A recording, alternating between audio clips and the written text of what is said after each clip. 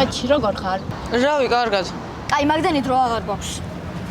აგერ მოვიტანე მარილი, ვერცხლის კოვზი, ნიორსტაშკოშ გზაში ავიღე. ო, მოიცა, საუმრად მიდიხარ?